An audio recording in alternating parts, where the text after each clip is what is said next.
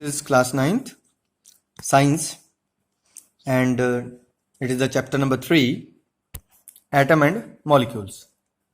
We had already studied about the number of topics of this chapter as they are related with the chapter number 4, but today our main focus is on the various theories and history about the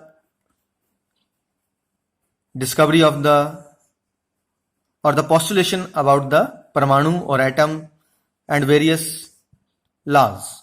So let's start with big smile. You are here with Hardeep Singh.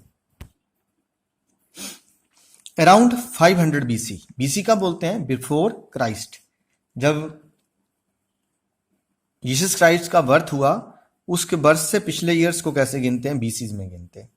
तो around 500 BC Maharshi canard, great Indian philosopher, postulated that on dividing a matter, हमने क्या किया? Dividing a matter over and again, a time will come when we got a particle beyond which further division it is not possible, and he named it as परमाणु. तो क्या हुआ? 5000 BC के आसपास भारतीय वैज्ञानिक महर्षि कनाड ने यह बात रखी कि अगर हम किसी पदार्थ को तोड़ते जाएं तो लास्ट में हमें ऐसे कण मिल जाएंगे जिनको हम आगे तोड़ नहीं पाएंगे. उन कणों को क्या कहेंगे? परमाणु कहेंगे. और आफ्टर दैट अगेन पाकुधा कात्यायन जो थे, वो भी भारतीय थे, उन्होंने इस पोस्टुलेट को थोड़ा और इलैबोरेट कर दिया. तो जो doctrine given by the Maharshi Kanad was elaborated by Pakudha Katyayana. कैसे उन्होंने इलैबोरेट की? और वो क्या बोलते, कहते these particles combine to form the various forms of matter. उन्होंने ये बोला कि वो वाले पार्टिकल जिनको हम आगे डिवाइड नहीं कर सकते, दीज पार्टिकल मींस दीज परमाणुज. ध्यान रखिए, अगर पार्टिकल की बात हो रही है तो किसकी बात कर रहा हूं मैं? कि जो कौन थे? कात्यायन ने क्या कहा कि जो परमाणु हैं यही तो कंबाइन करते हैं to form the various form of matter. अलग अलग मैटर की जितनी फॉर्म्स हैं वो परमाणु के कॉम्बिनेशन से ही तैयार होती हैं. एट द सेम टाइम और in that same ancient era, उसी टाइम पे लगभग जो ग्रीक फिलोसफर्स थे लाइक डेमोक्रेटस, ल्यूसिपस, उन्होंने भी कई काम करने शुरू कर दिए. उन्होंने भी ये बोला कि if will divide a matter over and again and we get an indivisible particle and that indivisible particle is known as atom. तो जो एटम टर्म है वो कहां से आया? ग्रीक से आया है, और देने वाले डेमोक्रेटस एंड ल्यूसिपस हैं. तो ध्यान रखिएगा, वैसे एक्चुअली ये जो इस पार्टिकल को नाम किसने दिया है? This is by the Democritus. ठीक है, atom term is given by Democritus. कभी क्वेश्चन आ भी जाता है, हु नेम्ड, ठीक है, हु कॉइन्ड द टर्म. ऐसे क्वेश्चन आ गया तो who coined the term atom, तो आंसर क्या होगा आपके पास? This is Democritus. राइट. उसके बाद ये सिर्फ these are all the theories, ये सारे पोस्टुलेट थे, यहां कहीं भी एक्सपेरिमेंट की बात नहीं कही गई थी. Then a man came in the field of chemistry and the name of the that particular experimental chemist is Antoine L Lavoisier. तो एंटोनी एल लेवोसियर आए, उन्होंने आके सबसे पहले एक्सपेरिमेंट करने की बात की, और तभी उनका नाम था फादर. जो एंटोनी एल लेवोसियर थे, उनको किस नाम से जाना जाता है? उनके लिए फादर ऑफ एक्सपेरिमेंटल केमिस्ट्री. अगर जैसे question who coined the term atom, then it is Democritus. Question आएगा who is the father of experimental chemistry, then answer will be Antoine L Lavoisier. With the Antony L. Lavoisier, one more name is there, and that is Joseph L. Proust. दूसरा कौन नाम आया? Joseph L. Proust. They gave the laws of chemical combination. They gave the law of chemical combination. Then laws of chemical combination में first is the law of conservation of mass. क्या कहता है ये first law? Law of conservation of mass state that mass can neither be created nor destroyed in a chemical reaction.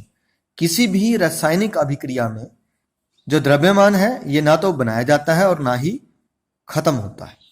तो law of conservation of mass was given by Antoine Laurent Lavoisier, या Antoine L लेवसियर ने ये वाला दिया था। सिर्फ इन्होंने दिया था बट इनसे प्रूव नहीं हुआ। It is the law of conservation of mass was proved by Landolt. ध्यान रखिए, क्वेश्चन आता कई बार, who proved the law of conservation of mass, तो आंसर क्या लिखेंगे आप, लैंडोल्ट। और अगर क्वेश्चन आता who gave the law of, then it is Antoine L Lavoisier. And when the Landolt proved this law of conservation of mass, he used this type of tube. दिख रही है आपको tube, it is just like H tube, तो this is known as Landolt tube. और कई बार question आता है उस ट्यूब को और क्या नाम है, that is the H tube. H tube have the two limbs, उसमें दो आर्म्स हैं, it is called A arm and the second is called B arm. In the A arm Landolt put the silver nitrate HeNO3 and in the B arm he kept the HCl। तो क्या हुआ, उन्होंने H tube को use किया लैंडोल्ट ने, A tube में silver nitrate रख दिया और B ट्यूब में हाइड्रोक्लोरिक एसिड रख दिया। अलग अलग उनको मेजर कर लिया, तोल लिया। तोलने के बाद इन दोनों को ट्यूब को बड़े जोर से हिलाया, और जब वो हिलाएंगे, देखिए Landolt tube, H tube, A limb में सिल्वर, बी में ये, तो रिएक्शन क्या होगी, it changes to AgCl and HNO3। किसमें कन्वर्ट कर गया, AgCl and HNO3। What the weight of the reactant is equal to the weight of product. उस ट्यूब को पहले भी तोला, उस ट्यूब को बाद में भी तोला, दोनों बार जो उसका मास था वो कांस्टेंट रहा, बराबर रहा। इस तरह से लैंडोल्ट ने इसको प्रूफ कर दिया with the help of H tube, silver nitrate and hydrochloric acid. The second law is law of constant proportion. जो दूसरा लॉ आया वो कौन सा था, law of constant proportion. It is given bye Joseph Proust. किसने दिया है, जोसेफ प्राउस्ट ने, PRO, ध्यान रखिए UST। तो जोसेफ प्राउस्ट ने लॉ ऑफ कांस्टेंट, इसको लॉ ऑफ डेफिनेट प्रोपोर्शन भी कहते हैं। क्या है इसकी वर्डिंग, in a chemical substance the elements are always present in a definite proportion by their mass, या fix proportion by their mass, by the constant proportion by their mass. कुछ भी हो सकता है, डेफिनेट यूज कर लो, कांस्टेंट यूज कर लो, fix कर लो। कहता कोई केमिकल सब्सटेंस बन रहा है, उसके अंदर हम एलिमेंट्स को यूज करते हैं, तो जो अगर हम वही सब्सटेंस बनाते हैं, वही एलिमेंट यूज करते हैं, तो उनका जो प्रोपोर्शन है, जो उनका रेशियो है, वो फिक्स रहेगा। जैसे यहां एग्जांपल दी हुई है वाटर की, पहले इसको देखते हैं, दूसरा हम खुद करेंगे। अब हाइड्रोजन है H2O, formula of water is H2O, समझा गया। इसमें H है और O है, राइट। आपकी बुक ने डायरेक्ट लिखा हुआ है 1:8, लेकिन ऐसे आया क्यों, मैं समझाता हूं। अगर आप हाइड्रोजन को देखते हैं तो हाइड्रोजन का एटॉमिक मास कितना है बच्चे, 1 है। हाइड्रोजन का एटॉमिक मास कितना है, 1। ऑक्सीजन को देखते हैं तो एटॉमिक मास कितना होता है इसका, 16। तभी हमने लेसन नंबर 4 को पहले किया ताकि यहां आसानी हो जाए, राइट। तो ये 16 है। अब नंबर ऑफ एटम देखिए, हाइड्रोजन के सबस्क्रिप्ट में 2 है तो 2 आ गया, ऑक्सीजन के एटम 1 है, तो टोटल कितना आ गया, 2 1 जा 2, तो यहां पे रेशियो रह गया 2:16। अब इसको जरा डिवाइड करिए तो 1:8। तो इन द वाटर, अब वाटर कहीं का भी हो, चाहे इंडियन है, चाहे चाइनीज है, चाहे अमेरिकन है, चाहे इटालियन है, जब भी the water is formed it is in the ratio 1:8। ध्यान रखिए, तभी क्या होगा, हमारा वाटर बनेगा, हाइड्रोजन ऑक्सीजन 1:8 में ही कंबाइन करेंगे। लेट्स एक और एग्जांपल यहां आपके सामने करता हूं। अमोनिया की बात करते हैं। अमोनिया में यूज क्या क्या हो रहा है, N is nitrogen and the nitrogen atomic mass is 14। H क्या है, ये तो हमने पढ़ा ही है पहले भी, H क्या है बच्चे, हाइड्रोजन है, राइट। एंड हाइड्रोजन का मास कितना होता है, 1। अब how many atom of nitrogen is there, only 1, that's why 14 into 1 is 14। But in the case of hydrogen 3 is in the subscript. जो इसके पैरों में लिखे हैं 3 है, तो इसका मतलब हाइड्रोजन कितने एटम है, 3, तो 3 1 जा 3। अब हम दोनों का रेशियो निकालते हैं। देखिए 14 डिवाइडेड बाय 3 किसी भी टेबल से नहीं चलते हैं, तो अमोनिया के अंदर N और H का क्या रेशियो रहेगा, 14:3 रहेगा, चाहे हम जहां मर्जी चले जाएं। तो दिस इज द क्या है, ये law of constant proportion. I hope now you got it. चलिए नेक्स्ट चलते हैं। अप टू दिस, जब तक ये जोसेफ एल प्राउस्ट या हमारे एंटोनी लेवसियर थे, इन्होंने ट्राई की, but they are unable to explain the number of concepts regarding the these chemicals, atoms, elements. उनको ये कई कंसेप्ट्स क्लियर नहीं हो रहे थे। फिर एक और बंदा आया इस फील्ड में, कौन थे वो, दैट इज जॉन डाल्टन। कौन आगे, जॉन डाल्टन आए और जॉन डाल्टन ने क्या दे दिया, बेसिक थ्योरी अबाउट दिस। इसको जॉन डाल्टन थ्योरी भी कहते हैं, एटॉमिक थ्योरी भी कहते हैं। तो जो एटॉमिक थ्योरी थी वो किसने दी? क्वेश्चन आता who gave the atomic theory, and answer is John Dalton. अब एटॉमिक थ्योरी क्या कहती है, उस पर काम कर। जॉन डाल्टन से पहले उसकी थोड़ी लाइफ हिस्ट्री पे बात। देखिए जो जॉन डाल्टन थे पुअर वीवर, वीवर कौन होते हैं? जुलाहा, है ना। तो उस फैमिली से बिलोंग करते थे। 1766 में बर्थ हुआ। At the age of 12 only, 12 साल में वो क्या बन गए थे? टीचर की तरह कैरियर शुरू किया। और इन द 19 ईयर्स, जब उनकी उम्र कितनी थी? 19 ईयर थी, he become the principal of that school. In 1793 वो वहां से कहाँ चले गए? मैनचेस्टर चले गए। और वहां जाके उन्होंने क्या किया? मैथमेटिक्स, फिजिक्स और केमिस्ट्री पढ़ानी शुरू कर दी कॉलेज के अंदर। What does this show? ये क्या शो कर रहा है कि आदमी ने रुका नहीं, वो 12 साल में अगर जुड़ गया, उस टाइम के साथ साथ अपने आप को अपडेट करते रहे। देन उसने अपनी लाइफ कहाँ? टीचिंग और रिसर्च में की। 1808 में उन्होंने ये डाल्टन एटॉमिक थ्योरी पेश कर दी थी। तो this is the turning point of his life. Let's देखते हैं कि थ्योरी में कौन कौन से पार्ट्स थे और कहां से उनको कंबाइन किया था। तो first is all matters are made up of very, ठीक है, टाइनी पार्टिकल्स। जितने भी मैटर्स हैं हमारे पास वो छोटे छोटे पार्टिकल्स के बने होते हैं, कॉल्ड एटम। अब देखिए टाइनी पार्टिकल का कंसेप्ट किसने दिया था? याद कीजिए, शाबाश, महर्षि कर्नाड ने। और एटम टर्म किसने दिया था? डेमोक्राइटस ने। तो देखिए उन दोनों को कंबाइन करके इन्होंने पहला पॉइंट पोस्टुलेट में बना लिया। दूसरा पॉइंट क्या ये कहते हैं? Atoms are indivisible particles which can not be created और destroy in chemical reaction. First thing, indivisible term किसने यूज किया? डेमोक्राइटस ने, महर्षि कर्नाड ने, कात्यायन ने। और they can be not be created और destroyed in chemical reaction, it is the conservation of mass. वही था ना, दो law of conservation of mass given by, किसने दिया था? वेरी गुड, याद आ रहा होगा आपको, लेवोसियर ने। तो देखिए लेवोसियर और फिर उनको कंबाइन करके इन्होंने अपना सेकंड पोस्टुलेट दे दिया। थर्ड पोस्टुलेट पे शिफ्ट कीजिए। Atoms of a given element are identical. कहता है जो एक एलिमेंट के सभी एटम होते हैं वो आइडेंटिकल होते हैं इन मास एंड केमिकल प्रॉपर्टीज। उस टाइम पे ये फिट था, लेकिन बाद में जब आइसोटॉप डिस्कवर हो गए तो ये फेल हो गया, लेकिन तब तक तो ठीक था। और atoms of different element have different masses and chemical property. कहता है डिफरेंट एलिमेंट्स जो होते हैं they have different masses and chemical property. कहता है जो अलग अलग एलिमेंट होते हैं उनका अलग अलग मास होता है। ये भी वहां फिनिश हो गया जब हमने क्या पढ़ लिए? आइसोबार्स पढ़ लिए। ध्यान रखिए, कोई पूछे ना कि ये वाला पोस्टुलेट कब फिनिश हो गया? जब हमने क्या पढ़े? आइसोबार्स पढ़े। और ये कब पोस्टुलेट फेल हुआ? जब हमने क्या पढ़े? आइसोटॉप्स पढ़े हैं, ठीक है ना। तो ये, उसके बाद फोर्थ पॉइंट पे चलते हैं, अगले पे। Atoms combine in ratio of small whole number to form compound. अभी हमने पढ़ा फिक्स प्रोपोर्शन में कंबाइन करते हैं, किसने दिया था? दैट इज बाय प्राउस्ट, है ना, जोसेफ प्राउस्ट ने दिया था, वो भी कंबाइन कर दिया। कहता था relative number and kind of atom are constant in given compound. किसी कंपाउंड में किस तरह के एटम जुड़ेंगे और उनका नंबर कितना होगा, यही तो बोला है। तो आप अगर देखेंगे तो जॉन डाल्टन ने उन सारी ही स्टडीज को क्या कर दिया जो इससे पहले हुई थी, एक इकट्ठे प्लेटफॉर्म पे ले आए, उनके ऊपर काम करना शुरू कर दिया। That's why this is the turning point of his life. तो यहां से हम आगे चलते हैं। फिर देख लीजिए मैंने क्या कहा, फर्स्ट पॉइंट कहां से आया? सारा फिलोसफर से, चाहे वो कौन है? डेमोक्राइटस है, चाहे वो कात्यायन है, चाहे वो कौन है? हमारे महर्षि कर्नाड है।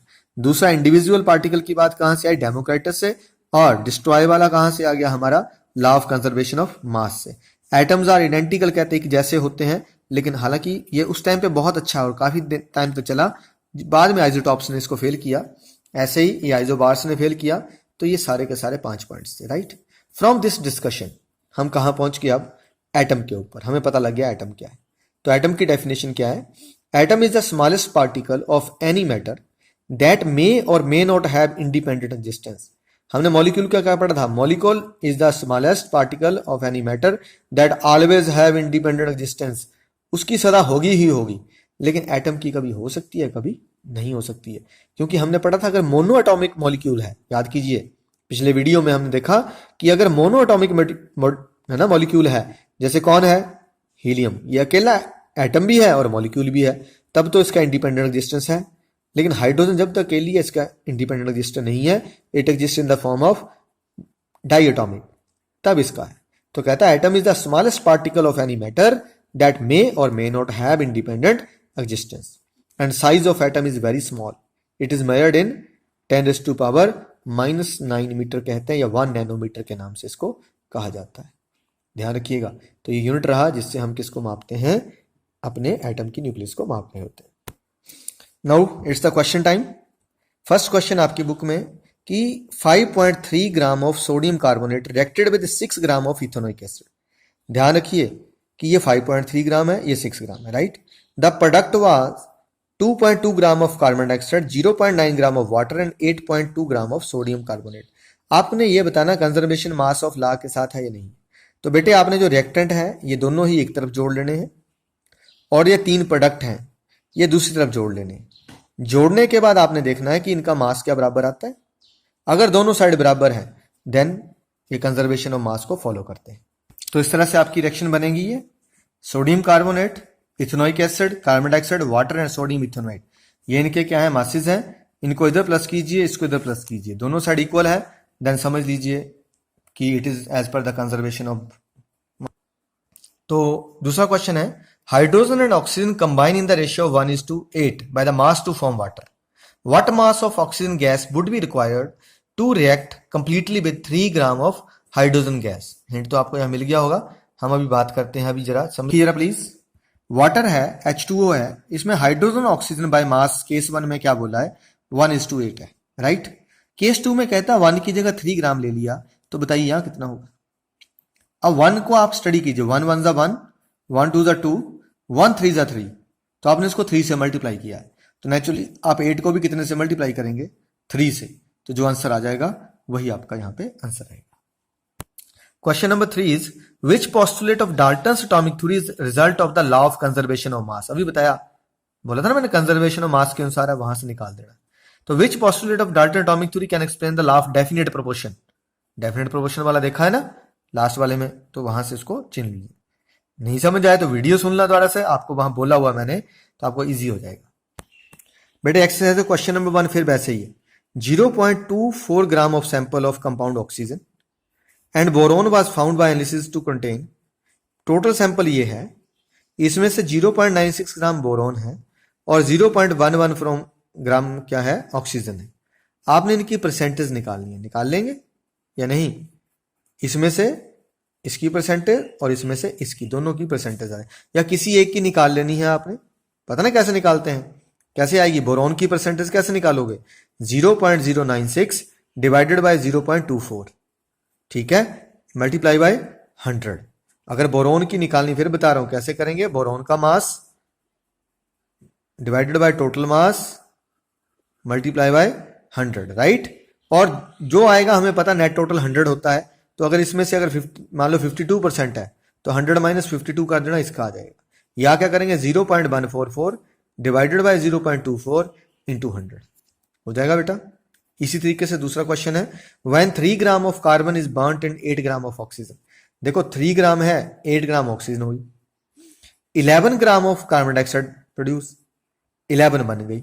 अब बताओ कि ये एज पर रूल है, ध्यान रखना है आपने, वही वाला जो पहले बताया, ऐसे करके कर लेना है। इधर 3 है, इधर 8 है, इधर दोनों को जोड़ना है। अगर बराबर है तो it is as per the conservation of mass of, ठीक है, तो लॉ को ये फॉलो कर रहा है। अब सेकंड में कह रहा है कि व्हेन 3 ग्राम, दूसरी बार में क्या लिया इन्होंने, 3 ग्राम कार्बन लिया और 50 ग्राम क्या ले लिया, ऑक्सीजन, ठीक है, समझ गए।